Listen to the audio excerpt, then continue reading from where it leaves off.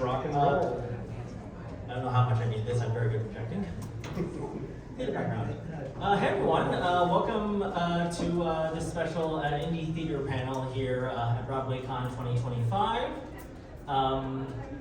Before we kind of get into the gist of what this is, I think we should quickly go down the line and introduce ourselves. Hi everyone, my name is Kenjiro. My pronouns are he, him, his. I am currently paranoid about whether I actually hit the record button on that. Could someone who's back there double check real quick? Ask any questions. Nice. Okay, we're good. All right. I'm a Korean, Japanese American playwright and puppeteer. This is one of my puppets. He might make an appearance later on. Who knows? Based here in New York City. If you've been to if you've been to any of the previous BroadwayCons, there's a decent chance you have seen me. I have been going since the Blizzard Con during the first year. And my big claim to fame, certainly related to here, is that back in 2023, I completely humiliated myself on stage during the BroadwayCon feud. So there's that. And we also had a little icebreaker question that we were going to share with everyone. Which was, what's your favorite Halloween candy? My personal favorite, I'm going classic, the Reese's Peanut Butter Cup. Hi everyone. My name is Kristin McCarthy Parker. I'm a director and a producer. I am probably best known for directing the show Puffs, which ran on Broadway for a couple years prior to the pandemic. And then I also co-founded and then now the director and producer of Recent Cutbacks, which specializes in small cast live parodies featuring a sound and Foley artist. And then I also perform as a mime with Broken Box Mime. Oh, my favorite Halloween candy is peppermint patties. Hello. Sorry, there are too many options. Can you all hear me? Yeah, sick. Hi, I'm Michael Ortiz, he, him. I am a producer, actor, director. I was a swing in Puffs at New World Stages from 2018 until it's closing. And I am one of the producers and hosts of a late night competition series called Serials that used to be based out of the Flea Theater for a number of years. Now we're based out of the Tank in Midtown. And I also am one of the co-artistic directors of Breaking and Entering Theater Collective here with Bubeck. Okay, favorite Halloween candy, Snickers. Yeah, boom. Yeah, as Michael said, my name is Emily or Bubeck. I use my first and my last name. I use she, her, hers pronouns, and I am a creative indie producer, DIY director, and an off-Broadway stage manager. I spent a lot of time pre-pandemic freelancing in the off-Broadway and the downtown scene, pretty much in every venue you can imagine. And now I am a fundraiser. I work at New Dramatists, so I help to raise money for the oldest playwrights lab in America, which is really exciting. New works development is my passion, and that is why I am a co-founder and co-artistic director with Michael of Breaking and Entering Theater Collective, which is a indie theater ensemble that's dedicated to making space for new people and new stories in the theater industry. And I'm sweating. I said Twix when we did this conversation earlier, but I might have to go with like a small, tiny little pack of Skittles. Bold choice. Yeah. Hi, I'm Paige, Esterly, she, her. I'm a playwright, director, and producer. I'm the creator of Fucked Up Playfest, which is a recurring night of 6 short plays that focuses a drinking game for the audience that we do downtown at Caveat. I also write, direct, and on the admin team for Serials. My favorite Halloween candy is a crackle. Nice, underrated. Underrated. Everyone's all the crunch. I'm here for the crackle. I got some strong opinions. All right, the sort of where this panel is coming from is that, again, I've been coming to BroadwayCon since the beginning, and what has always been interesting about coming to this con is that as the years have gone by, I've also been working as an active working theater artist in the New York City theater scene, particularly in the indie scene, and the kind of inner workings of putting this panel together began right after the last BroadwayCon, where I thought decided I wanted to see a little bit more panels related to sort of the day-to-day of the industry, particularly the independent industry. And so I immediately reached out to Michael, who is really the reason that all these people are here today, if I'm being honest with you all. Sort of curating this panel as a way to kind of showcase this community that has both nurtured us, as well as being the place where some of the big names on Broadway started, including, of course, one Jonathan Larson. He was once a working theater artist growing away in the indie theater scene as it existed for him. I am sorry to report, despite the name of this panel, that is the only time he's probably going to be mentioned today.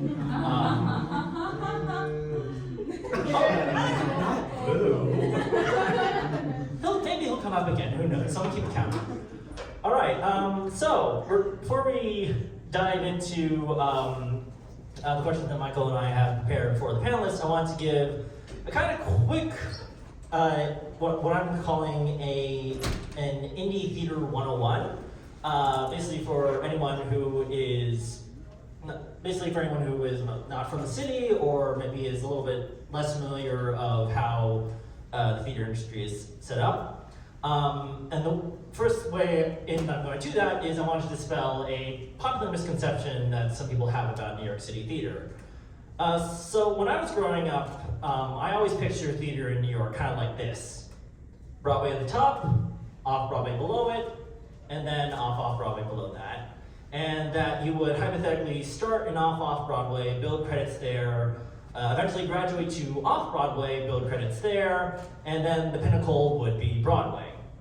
So what I have learned over the years is that this isn't necessarily wrong. Realistically, your career might end up looking a bit like this, but it's a little bit misleading about what the day-to-day actions of doing theater in New York really is. It kind of makes it feel like a constant competition to get to the top, or even, this is one way of looking at it, an impenetrable caste system that you're constantly trying to overcome. And that certainly was very intimidating for me, and I imagine that can be very intimidating for any young artist who wants to potentially do theater in New York. And so one of the goals of this panel is to show how making theater in NYC should and can be accessible. And that involves reframing how New York theater works.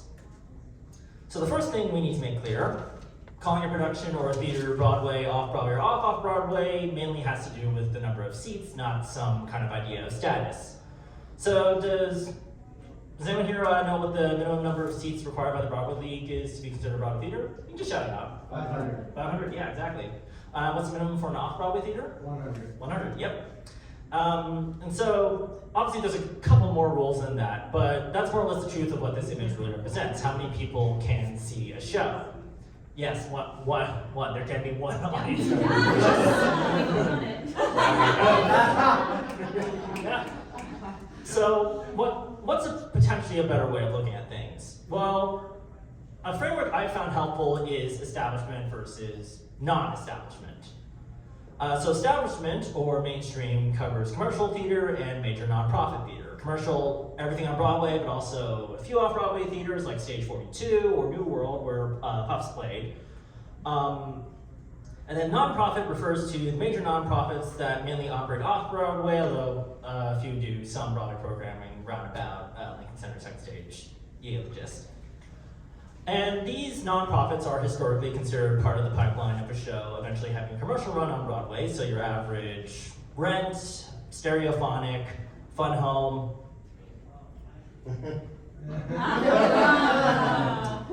You get the idea. So we call them part of the establishment.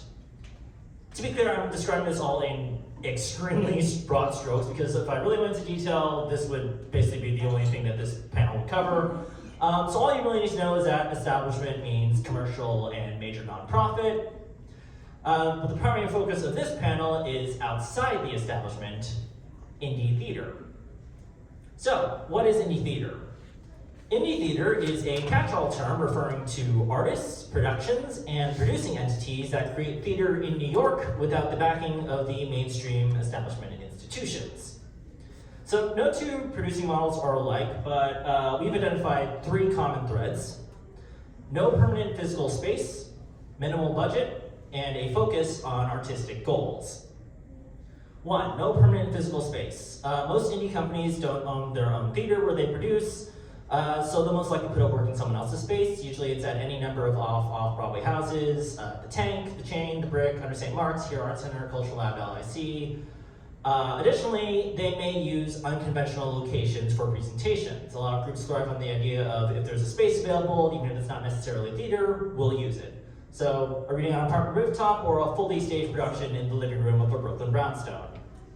Yes, Lobster Restaurant in Red Hook. There's a play called Poolside that my friend Alan's dad directed. It was good lobster. 2, minimal budget. So you probably won't see any big set pieces or elaborate costumes. Whatever money your company has available is spent on, say, procuring a space and ideally paying collaborators. There's probably going to be a lot of pulling resources, like grabbing things that you already own. And if you need a certain amount of money, there is a sort of system in place to fundraise if needed. Lastly, and I think this is what the main thing that makes indie theater unique, there is a focus on fulfilling artistic goals rather than financial ones. And I'm going to use a quote from the playwright Kirkwood Bromley, who Bubeck actually knows. I didn't realize that when I pulled this quote, that he wrote on the now defunct indie theater website. I'm describing artist-driven theater as opposed to producer-driven theater. That which, at every point in its development, answers the question, what do we do here, with the answer, whatever the artists want, not with whatever the producer wants. Theater that has as its sole goal the creation of something satisfying to the involved artist's sensibilities, not the creation of something gratifying to the involved producer's financial portfolio and its budgetary outlays and speculations. Theater that is done to please the audience as the artist imagines it, not as the producer imagines it. So to put it all in perspective, commercial theater does art to make its producers money. The major nonprofits cater to their subscriber base and maintaining or growing that. Indie theater, more than anyone else really, prioritizes the artist. And actually, that last point brings me to one last thought. So we've been describing this as like a binary of establishment versus non-establishment. But as many of you are probably aware at this point, binaries aren't always as real as we as society give to them. Because really, there's no reason that you can do both. As a matter of fact, most of the people on this panel have worked or are currently working in the world that we have defined as the establishment, all while still making indie theater. Because what you will quickly find from even only a few months of working in the New York theater scene is that there's really not that much of a difference between people who work on Broadway, off, and off. It's all one community making art, just with different priorities. Now, realistically, if you come to New York to do theater, you will probably start out in the indie theater world, but what I've learned, and what I hope you will learn from today's panel, is that you shouldn't think of it as a stepping stone to quote-unquote bigger things. It'll prove to be a genuinely fulfilling outlet for your artistry. And hopefully, after this panel, you'll have the resources available that you too can make indie theater. Shall we begin? Sure. All right, let's dive right into it, I guess. So the first question I have for everyone here is, what got you into theater? What's essentially the background that led to you on this crazy path that we're on right now? Go down the line. Do I need this, or can I just talk? Is this enough? Yeah. Fabulous. I got into theater when my family moved when I was in middle school, and the sports that I used to play were no longer available to me to do, and so I was like, all right, here we go, dance, choir, theater, and that started me on the path. I have just like always been really obsessed with like performing in a way as a kid. I like went to I went to Catholic school growing up, and yeah, Jesus. Yeah, but I went to Catholic school growing up, and there's so much like ritual and performance baked into Catholicism. If you've ever been to mass, I was like really obsessed in the second grade when we were getting ready to do like first communion with like when we went up to practice. I like learned everything that the priest said. My family thought that I was going to become a priest for a very long time, and then I didn't really know how to describe the thing that, and now I do theater. Yeah, it was in like middle school when like people started doing like extracurriculars and there was drama club. I was like, oh, there's like a place where you can just like do that. Sick. Yeah. The rest is history. That's what you missed on Glee. Yeah, I'm kind of like a second generation indie artist. My dad is a jazz musician. Love white jazz musician. But he's great. But he instilled a love of the arts in me at a very young age, and I just come from a very artistic background. My sister is also a visual artist, so we were always trying out new things artistically growing up, and it didn't take long for me to fall in love with theater after I tried it, and the rest is history, truly. I kind of have like a joke that I tell where if my mother and grandmother had taken me to synagogue instead of to Gilbert and Sullivan operettas, maybe I would have been religious, but instead it was always the theater. And so yeah, I've been going to theater as long as I can remember, and similar to Michael, as soon as there was like the extracurricular option, I knew that those were my people. I should probably also ask the question. So I have my family has always been like big theater fans. My sister has also gone into the theater world as a producer. But my kind of intro to the arts as something I wanted to pursue was honestly the Muppets. Yeah, I was a big fan. I watched Sesame Street growing up, and then I rediscovered the Muppet Show when I was in grade school, and I'm like, oh, I want to be a puppeteer. There's not very many opportunities for people to become puppeteers in schools, particularly private schools in the middle of New Jersey. So the only other option really was theater, so I started doing that. I kind of liked that. Eventually I decided I wasn't really comfortable up on the stage in front of people, so I moved over to playwriting. I've written really into that, and then in the last year or so, and part of this is thanks to serials, if I'm being honest with you, I have rediscovered puppetry, and so now I've gone like completely full circle back to like the original interest. And I've more or less kept that up, I would say. Yeah, let's do it. Okay, so talking about, creating indie art, it's kind of, I think we all sort of talked about how everybody maybe has like a discipline that first sort of introduced them to this thing, around puppetry, acting, directing, whatever it may be. But when you're working as an indie artist, you sort of have to become a little bit of a jack of all trades. You really have to learn how to do sort of everything. So I guess I'm sort of curious to know, in branching out, how have you sort of maybe developed or defined what you would say is your approach to theater making? I know that's such a big question. You can, yeah. That was not one that was on the pre-discussion list. Theater about surprises? Yeah, absolutely, and thinking on your feet. Yeah, I mean, I went to school for playwriting, and I always thought I would be just a playwright, but then right out of college, obviously nobody was going to produce my work, and so, okay, I'm going to produce it myself, and it was not as bad or scary as I thought it was going to be, and so then I kind of started identifying as a playwright and a producer, and then I picked up directing there too after being in so many rooms with fabulous directors, and I think that does influence, each one influences every single one of those disciplines, because even though I can just be a playwright, I'm still a little bit thinking about my relationship to the producers and directors I work with, and the same is true for myself in all other positions. I mean, you're like You're next, Emily.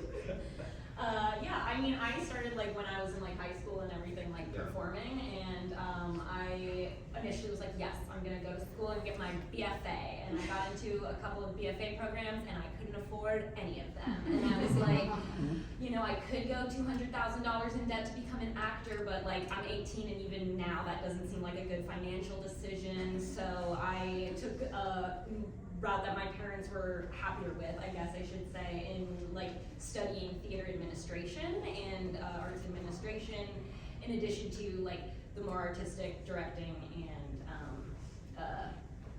dramaturgical work that I do.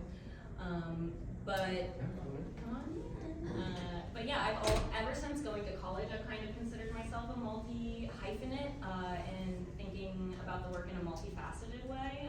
I also, like I said, like I come from I've had a job since I was like 12 years old, and I think like coming from a working class background like really informs the way that you are scrappily able to make things, if that makes sense. Like the appreciation that you have for like the vendors who are helping out today, like with our tech setup, and like everybody else, like the more that you consider them your collaborators as well, I think the more that you are improving your work. That wasn't really an answer to your question. No, I think it was. But, No, I meant the front of house workers. yeah, I love listen, many years have I been a front of house worker, and like you said, if you're making a career and you're making a life in this, you're going to have to wear a lot of different hats, as you would in any other career that you're going to pursue. You're going to have different roles, and it's important for you to appreciate all of the people that are making this happen, and also have dignity for yourself in the role that you are fulfilling, you know? I, may be just like a ticket, somebody working the box office at Playwright Central, but like, you're not gonna speak to me that way, you know what I mean? Or like, whatever it is, like being able to take pride in whatever facet of the work you're able to engage with at whatever moment that is. Yeah. I've noticed like a lot of it sort of, for me, has really like just kind of come out of necessity when trying to create my own work. I was really convinced when I moved up here after like graduating from the University of Florida. I was like, I'm an actor. I'm gonna come up here, I'm gonna act, that's gonna be the only thing I do, right? Wrong. Not the case at all.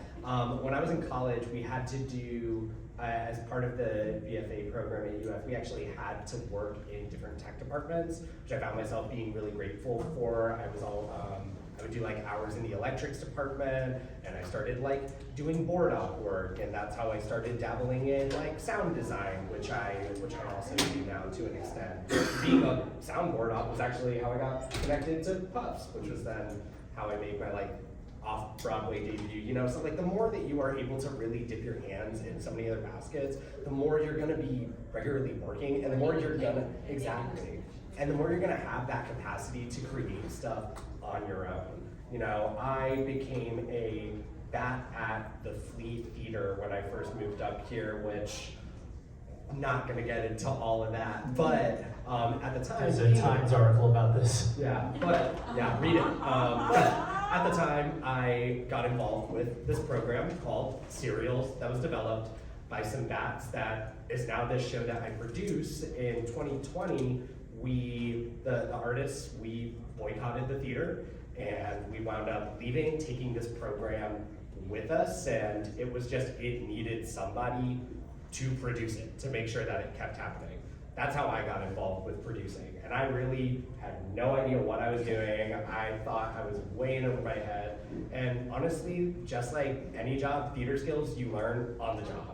And so really just being able to like go in and say, okay, I don't know what I'm doing here, but we're gonna figure it out, and having that support of like community to help you do it makes it so accessible. And then you just start branching out and filling wherever you're needed. That's why I direct now. That's why I occasionally write, and like I said, like design and stuff, you know, it's like truly like anyone can do it. You just have to like give yourself the opportunity first and foremost. And like when you're doing theater independently, there's no shortage of those opportunities.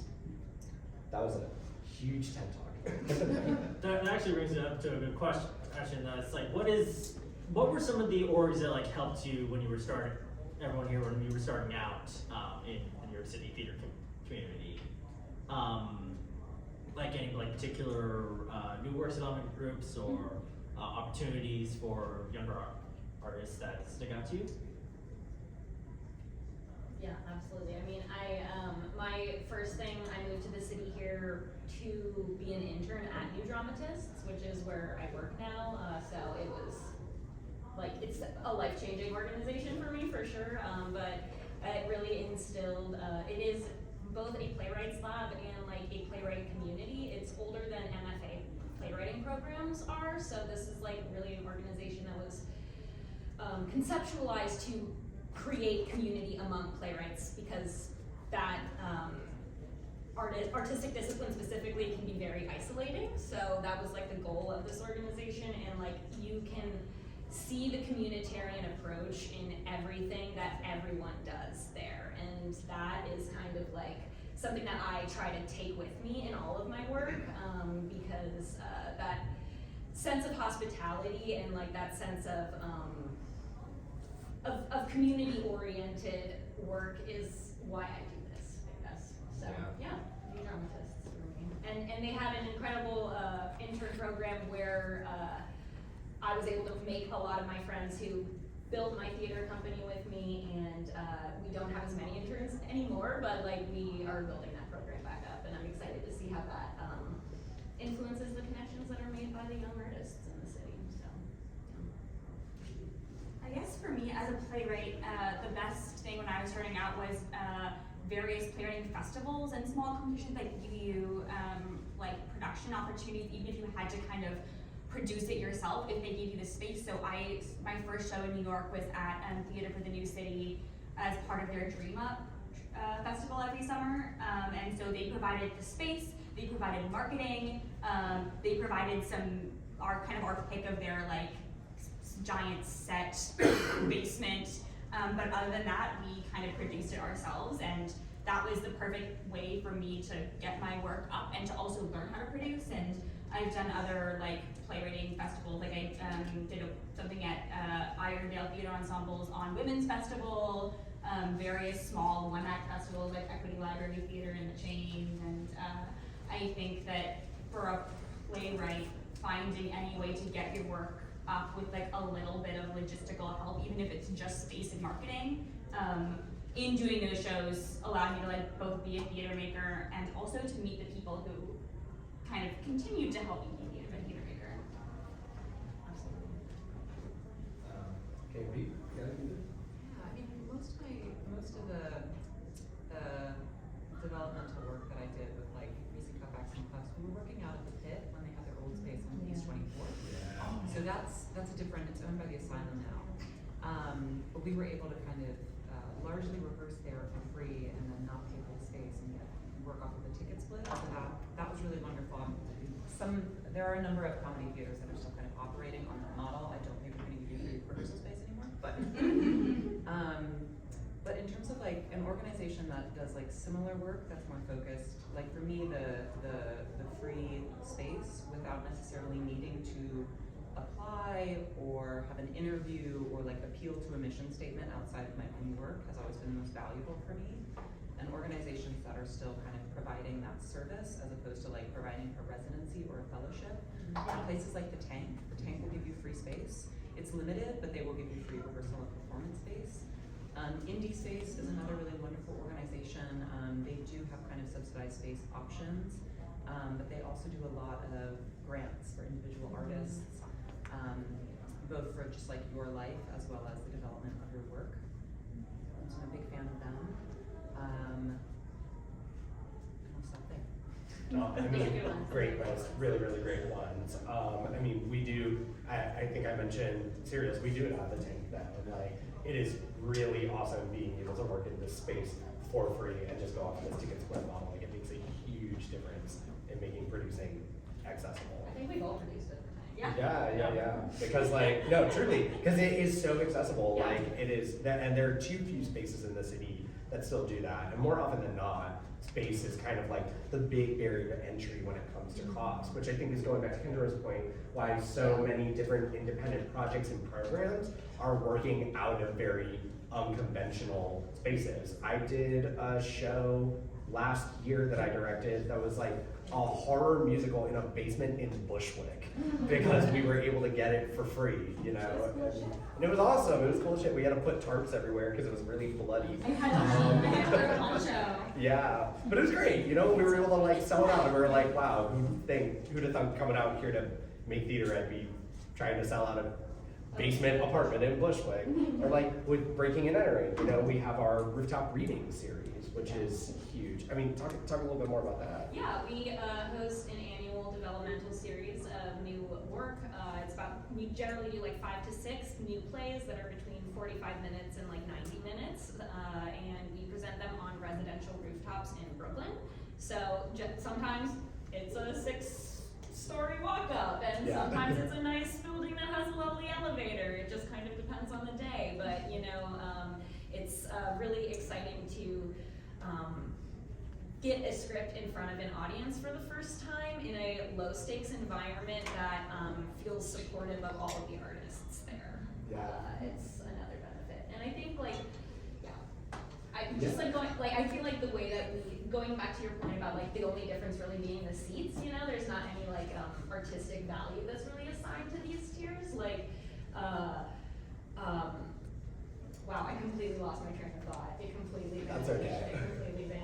No worries. Well, you'll get it back. I will. But I think that to this point, it just shows like, you know, I just think the way that we are. Sorry, I'm so sorry. No, that was awesome. I think the way that we are craving like connection as human beings is evolving and changing. You know what I mean? Like I think that like there is a way that like sitting in a 700-seat house is maybe not as like intimately emotionally fulfilling as sitting on a rooftop in Brooklyn with 20 people hearing like the most emotional work ever that reminds you of your grandma and makes you sob on the train home. Do you know what I mean? Like I think that like there are definitely benefits to both, and we absolutely need to have both in order to have like some kind of industry that can also like sustain us and pay us in certain ways. But like my favorite moments have always been in these odd spots.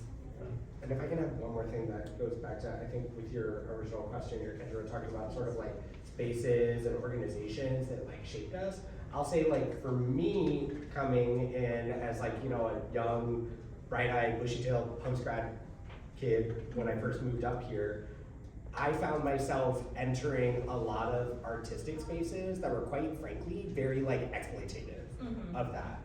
You know, like, and these institutions, yeah, exactly. You know, a lot of nonprofits go off of a model of we're going to bring in non-union new artists into the city to do work for little to no money. They're basically going to run the theater for us for free with the promise of like payment as your exposure. And that was my experience in a lot of places. And like, I feel very grateful that I was able to meet community there who I still have strong friendships with and collaborate with very frequently, but it was all done through like trauma bonding. So I feel like a lot of the way that it's sort of informed my approach to wanting to make art is it taught me a lot of, like, yeah, I learned a lot about infrastructure, but I also learned a lot about what not to do. And I think that also really reinforces why, like, when it comes to creating independent art, like, I really am always wanting to make sure that the work that we're doing is done in a way where it feels like we're creating a community space that is safe and is accessible so that people can still get those same opportunities sans the exploitation and the trauma, you know? Replacing the trauma with joy is what, Breaking that cycle of trauma. Exactly, yeah. This actually brings up something I realized earlier this week, and I just remembered it right now. I am a lot younger than everyone here at this panel. I graduated in 20. How old are you? I'm 27. You're not that Not much. that there. Yeah, well, I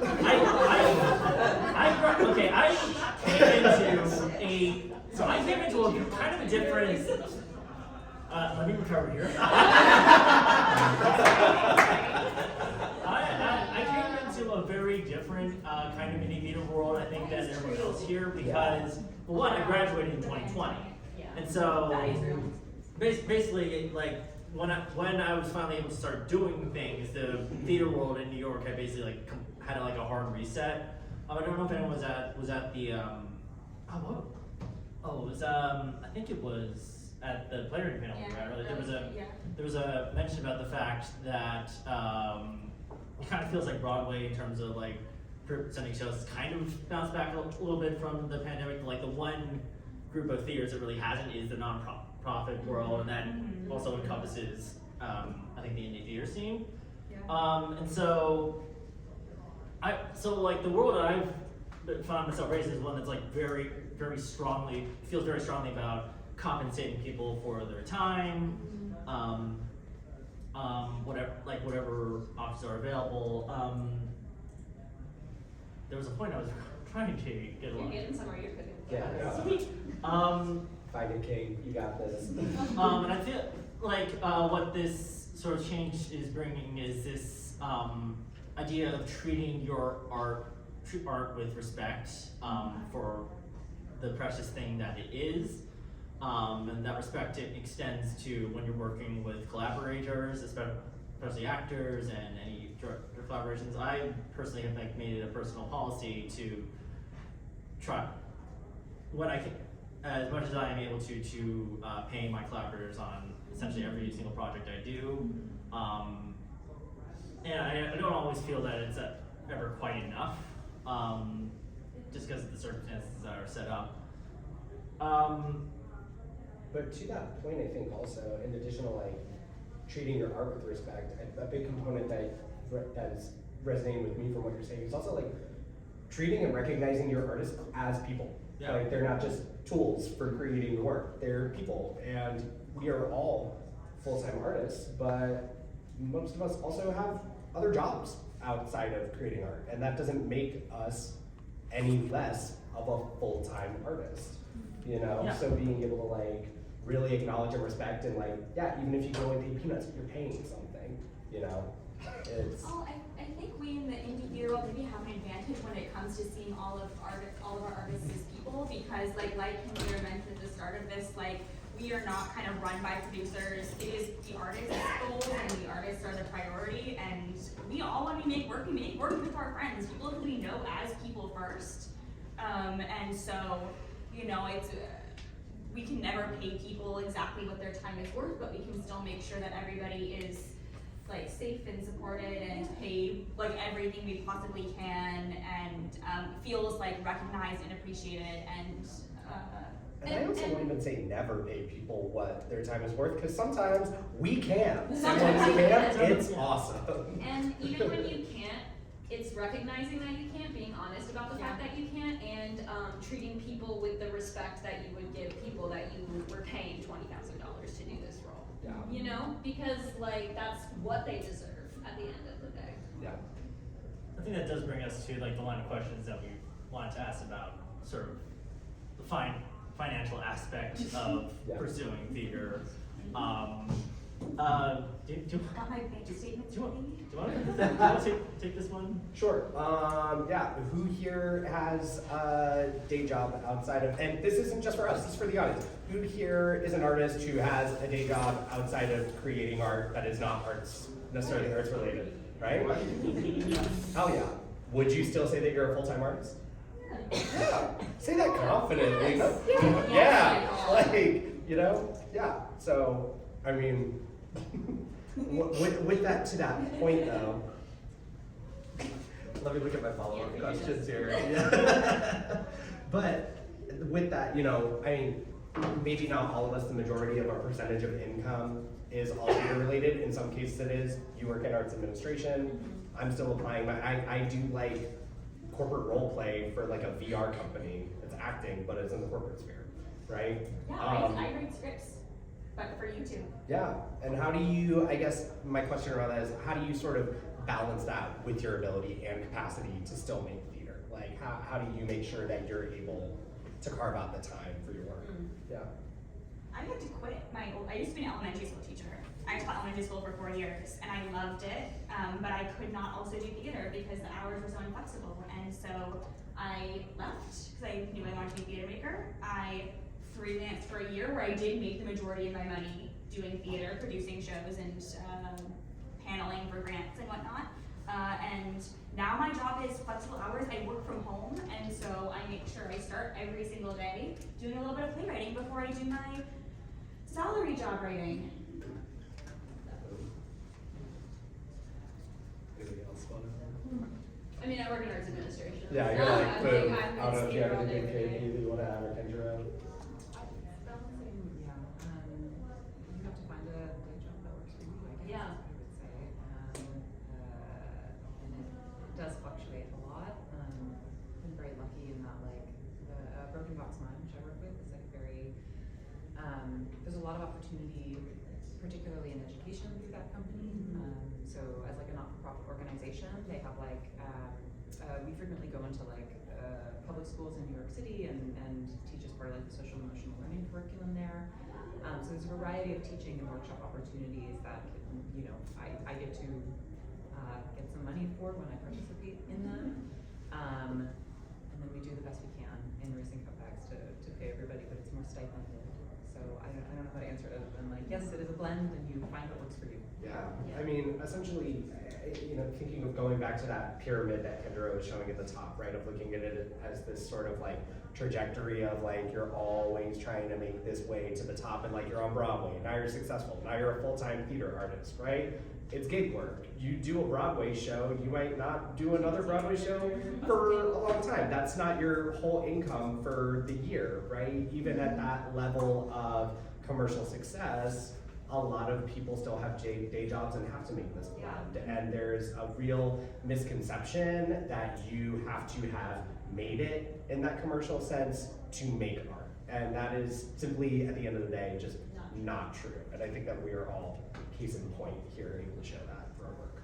And I think at the end of the day, also, like you said, it's a misconception. I think everybody is an example of that. I like work with playwrights in my day job who like are, commissioned by Lincoln Center, and they're like, man, I gotta like pick up extra hours at my hourly gig because I can't put food on the table this week. You know what I mean? It's like, it's not, we like, making a living in the arts isn't necessarily making a life. So like being able to like diversify your revenue streams and like thinking about like, yeah, I can only make this much with my freelance work, but like I can write grants for this organization and like that can like help me stay engaged in this community, or I can do this thing, or like, you know what, I'm really great at service work and I love serving tables. That's fucking awesome, you know? That's another way to help you maintain that life. Look at David Henry Wong. He's a professor. Yeah. Like, Yeah. you know, he's not only writing plays all day, every day. He's also writing operas. Boom. but you know, like he teaches MFA classes at Columbia, and it's amazing to be able to like have that blend where not only are you working in the arts, but you're working adjacent to the arts, you're working with up and coming artists, and you're kind of just showing them the reality of what it's like to be in this field while also helping to like uplift this next generation of people. I think this is all touching on another question that was related to this, which was with that kind of push-pull of pursuing the art versus also trying to make a living to support that pursuit. What is it about theater that keeps bringing everyone back to it, really? I mean, I think I'm a crazy person who has to do it. But I think also just like the community element is such a huge part of it. You know, I mean, you really find your people doing this and you're able to create work that is so fulfilling and help other people create work that is really fulfilling for them. Doing serials, you know, like it's an episodic play competition that we create. So it's a revolving door of new artists coming in through here. Braylee's done serials, like, you know, like it's constantly a revolving door of people coming in and out, meeting their people, kickstarting their new projects. But at the end of the day, no matter where folks go and take their art, you know, like we've had shows go to like Ars Nova from serials. We've developed a bunch of full-length plays, but people are constantly coming back to this space because that's where your community is. And if we're not creating that, who's going to, right? That's how I feel with breaking and entering too, all of it, yeah. I also just feel like telling stories is such a like innately human way of connecting with another person. You know what I mean? Like I can't imagine anything else that is more worth my time. You know? Yeah. It just like, yeah. Every day I'm meeting new people and I am like, my perspectives are challenged. My conceptions are challenged and my perspective widens. And I think that is why I love this work. I recognize we've got maybe like 15 minutes left. I don't know if anybody else has anything that they want to contribute, but I'd love to open up the floor to everybody else if anybody else has questions. I saw your hand first. Hi, my name is Anna. Hi, Paige. I think we did freestyle up together. Oh my goodness! It's nice to see you. It's nice to see you. The ensemble model is how European theaters work, Yeah. right? So everybody gets a salary, pension, the whole thing. It's like a real job. You have it forever. You cannot be fired. The quality that results from that model is great. So it's so interesting. When we have this total safety, the quality really suffers. So that's tremendously fascinating to us because my husband and I work in the theater and he also writes novels. And it's hard to square it because you wanted to write by the people, right? But why does then we have the best theater in London and in New York where it's so harsh? Is there a theater in New York City that has the ensemble model? Like for example, the Cherry Lane? Don't they have something like that? I don't believe Cherry Lane does. Cherry Lane was recently bought by Audible, I believe. Has Oh, now wow. it's now Oh, wow. the whole theater. Yeah. I forgot about that. But I think the only thing that I can think of that's close to what you're describing is Labyrinth Theater Company. They're another ensemble-based group. They're very, they originated as a Latinx focused community in the 80s, I want to say. Many people who you are familiar with have been a part of that ensemble over the past 20 years, but I don't know how often they produce anymore. I feel like they don't produce super frequently, and it is less of a producing model, I think, than a community-based model that uplifts the work of their members. I also think a big difference is that, correct me if I'm wrong, but where a lot of European theaters utilize this model, those theaters are also subsidized. Oh, it's right? 100%. Yeah. Whereas, I mean, it's ridiculous. whereas Federal funding was pulled. yeah, exactly. Whereas we don't have that out here, right? Yeah. So even if theaters do have, theater companies do have that sort of ensemble method, they're not getting that same level of funding from the government. It's all done through either grants or a lot of different levels of commercial fundraising. And I think one big thing that we notice when we look at Broadway, once you start to get, or a lot of nonprofits, once you start to get big boards or big leadership that are people who maybe aren't necessarily involved in the art making but are throwing all of the money at it, the decision making dynamic and the power dynamic starts to change. So even if it might appear to be an ensemble model, it probably isn't really, because there's still orders sort of coming from the top down. If it is a producing house. Yes. I think we're seeing in the indie scene in New York especially a lot more focus on the developmental process and a lot more interest in seeing readings and seeing doing a workshop of something, not necessarily having, like Kenjiro said, we can't build beautiful sets, you know what I mean? I literally steal pallets off the street to build sets. It's absolutely ridiculous. So you know what I'm getting at here? I lost my train of thought, so I'm glad. But yeah, it's a little bit distinct, Yeah. Are there any other questions? Yeah, I saw your second. Yeah, basically what comes to mind from your whole discussion is we've discussed when you're making art really for the art and you're working for the art, and the other jobs that we do that is art adjacent, we're gonna say, that pays the bills. What about in the middle, the art that makes the big bucks? Do you still want to get there? do you still want to work towards there, or does it come a time where you're just like, well, you know what, I'm really working purely for the art, and I want to just make the institution more easier money, like with the art adjacent, to be able to fully commit myself to the art? It's a big question, but. No, I hear what you're saying, and I think that there are a number of different pathways that you can take. It all just depends on personal preference, right? Like me, I'm still working on. I just like fired my manager. I'm looking for a new agent, you know, and I'm like, I would love to get some commercial money so that I can get those bucks to just allow me to just pour more money into my art making, right? And you know, like I don't think I'd turn down any of those big money opportunities, you know, if they come up and I go to auditions and stuff still, but I don't allow that to be my entire career. I think that more often than not, especially for a lot of actors, we get kind of told like acting is more of the business of auditioning, and that can be true, but it doesn't have to be. Like you can make your own art and still pursue those other things. And I think, like, obviously, would love to have a big payday, right? I am waiting for the day, I'm praying for the contract, but I think, like, I am not going to wait for that to make my art. You know what I mean?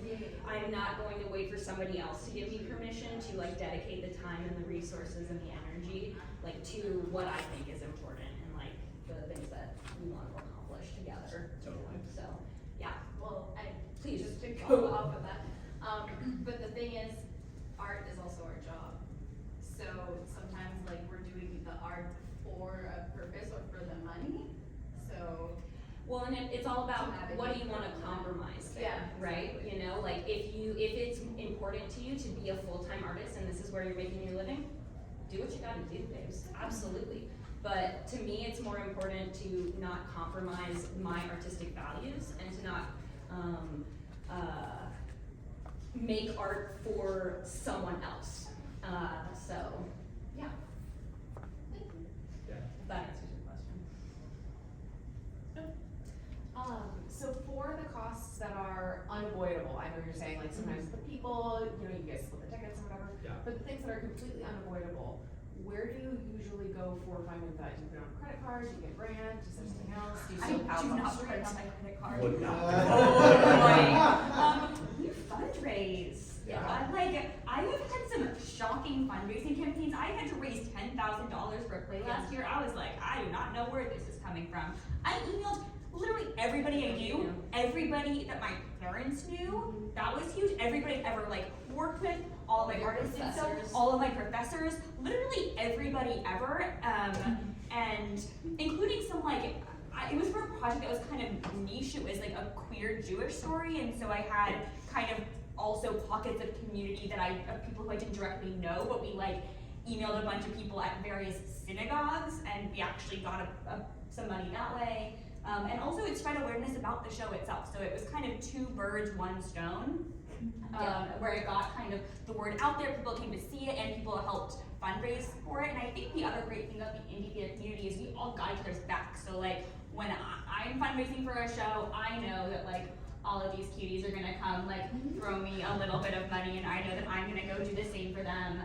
And obviously none of us at this table are like the big donors that are gonna like get your show Even if it's $20. funded. 20 Yeah, bucks is exactly. 20 bucks. $20. I have like 100 indie theater friends. If they all throw me $20, that's $200. That's 2,000. 2,000. That's $2,000. But yeah, Yeah. also I think it can be acknowledged, grants are huge. There are a lot of organizations that do offer that level of support. Indie Space is a huge one. They offer micro grants and they offer space grants. Art New York is another one. They do individual opportunity grants for individual artists and also for small theater companies. So there are a lot, and you know, they're not massive grants. They're, you know, between $2,000 and $5,000, but you get enough of those small grants, they add up really fast. Yeah. So, with the fundraising, you have raised 10 grand for a show you got coming in 3 months, but you also know down the line, you have to do it again for the bigger one down the road. Oh, yeah. So the contemplation of how do I balance, I'm gonna have to get from these guys, but I'm also getting them again. How do you balance? Data collection. You gotta be really good about it. Breaking and entering has run since 2019 for like 5 years. What year is it? I don't know. 6 years. Yeah, sure. But we just got our first grant last year, and up until that point, we were completely crowdfunded, and our annual budget is right around $10,000. So we are raising that money every single year. And I come from a working class background. Michael comes from a working class background. We don't have I don't have a mom that's like coming in with a $3,000 check. You know what I'm saying? Yeah.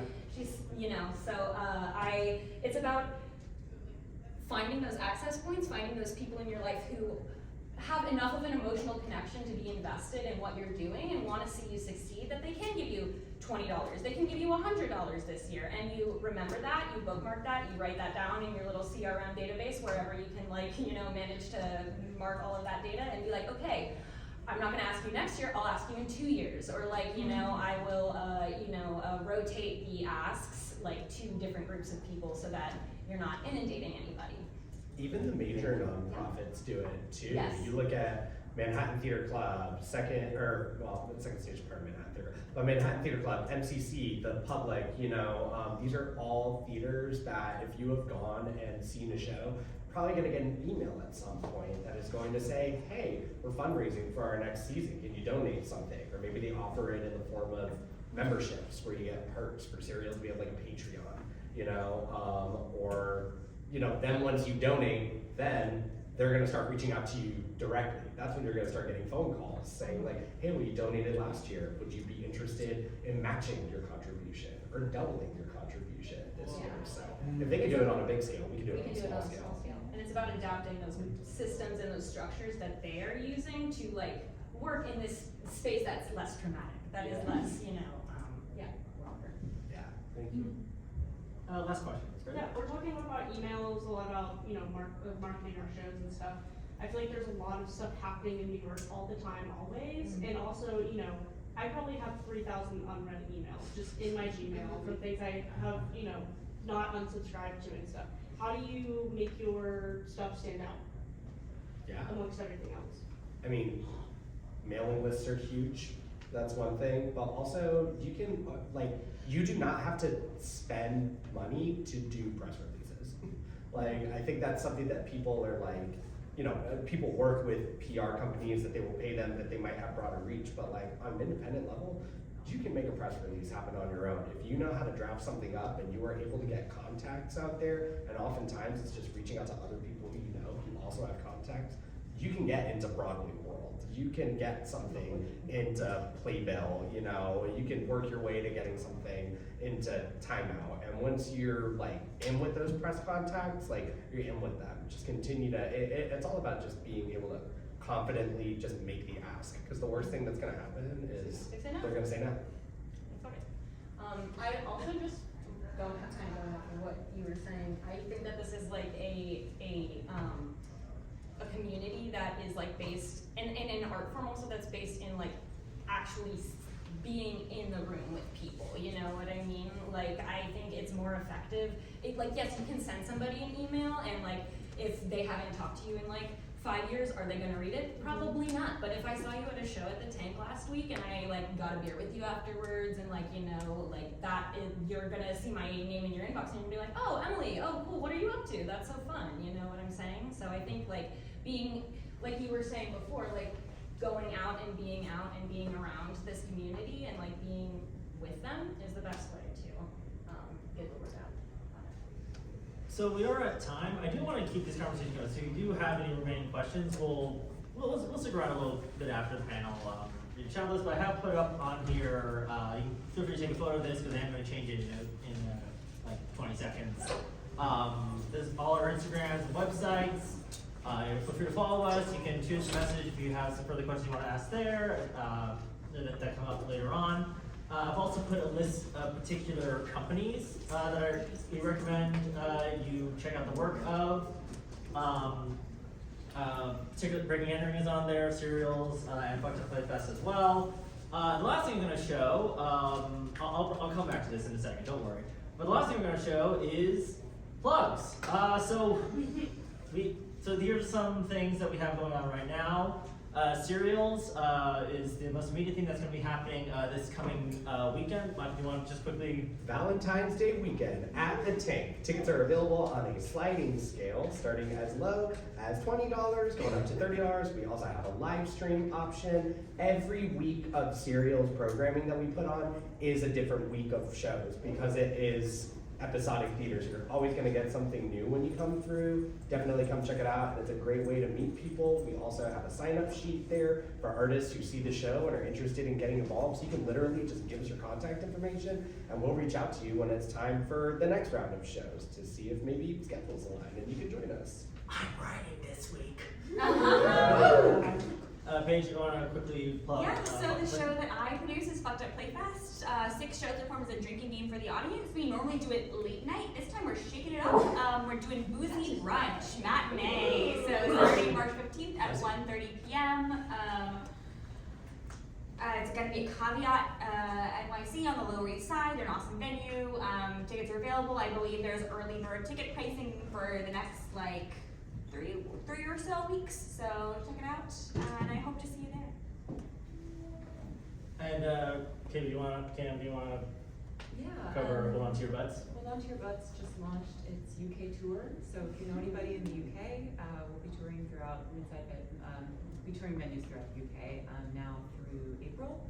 We will also, I don't know if it's officially announced, but we are also going to do a week on the West End in the middle of April, which is really exciting. When I get you out for that, which I'm really excited about. Wait, we should quickly say what is Hold On to Your Butts? Oh, sorry. Hold On to Your Butts is a 2-person live parody of Jurassic Park with a lifetime of Foley artist. Our company is called Recent Cutbacks because we started making shows just like with whatever we had around. We didn't have any money, so that's. But we've been around for 11 years now. So in terms of, we'll also be back at the Edinburgh Festival Fringe this year. We were there last year at Pleasance Courtyard. We'll be back with that show as well as our other Lord of the Rings show, Flying Fools. This spring we're going to be doing a new show that we haven't announced yet somewhere. We haven't announced yet. If you follow us at Recent Cutbacks, we will announce it soon-ish. So if you took a picture of that April and May. Recent Cutbacks is there. We'll see you there. All right, yeah. So thank you all, everyone, for coming.